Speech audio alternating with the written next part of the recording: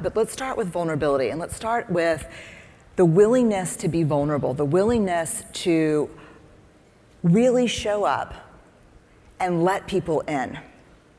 How many of you were raised to believe that vulnerability is weakness? Most of us. Here's what I can tell you, and I'll challenge you. Yell up if you can think of something. I cannot find in 200,000 pieces of data a single example of courage that was not completely defined by vulnerability. Let me challenge you. Can you think of one courageous thing that you have seen someone do in your life that did not require vulnerability, that did not require uncertainty, risk, and emotional exposure? One thing. I find zero evidence. And let me tell you, I've stood in front of a group like this of special force military people. They can't think of a single example of courage that did not require absolute vulnerability. But we hate vulnerability because it opens us up to being hurt.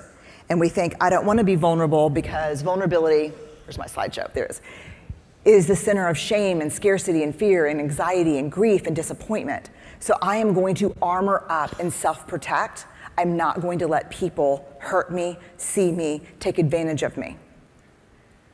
The problem is that when we armor up like that, not only is vulnerability certainly the center of these experiences, it's also the center of these: love and belonging and joy. No vulnerability, no love, no belonging, no joy. What do you think is the most vulnerable human affect we experience? What's the hardest emotion for us to handle as humans? Joy. And I'll just share this with you. What was the one variable men and women who had the capacity to lean heavily into joy? What was the one variable they shared in common? This should be a pedagogy of itself. What is the one variable that people who can really lean into joy share in common? It is part of vulnerability, but it's actually a practice. Gratitude.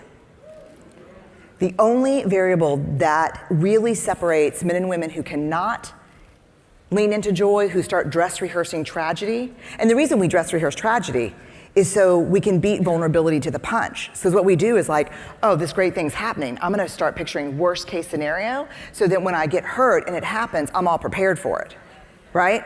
But how many of you think we can actually prepare for that? You cannot. 50% of the people in this room have probably experienced the thing that we dress rehearse, and they could come up here one at a time and tell you, you can practice that all you want. That will do nothing to help you when that moment comes.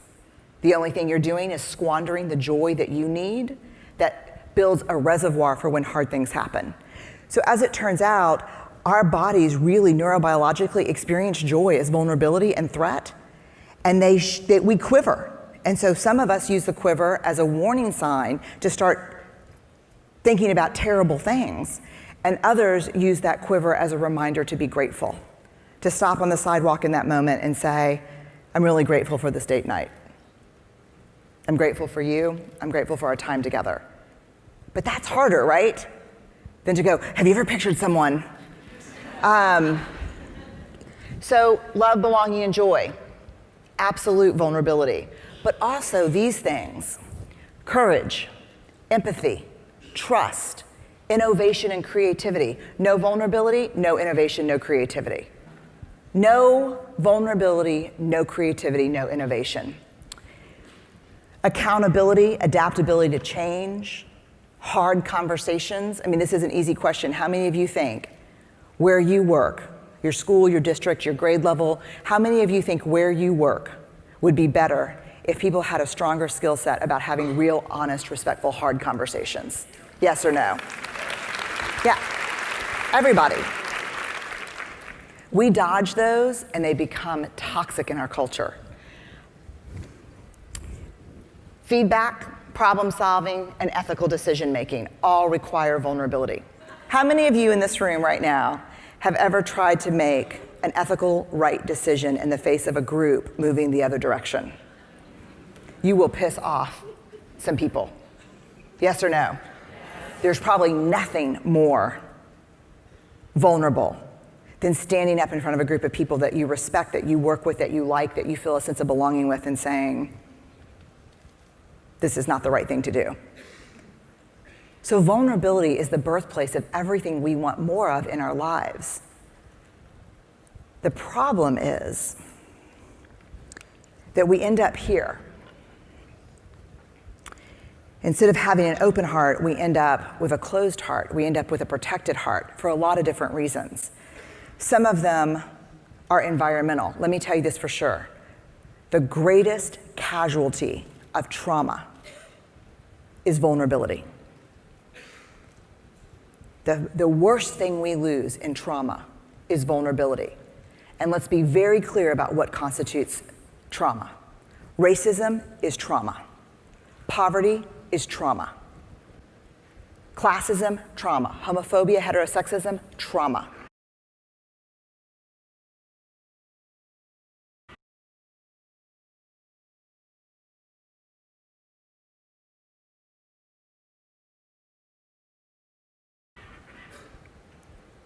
And so the biggest casualty of that is I can't be vulnerable.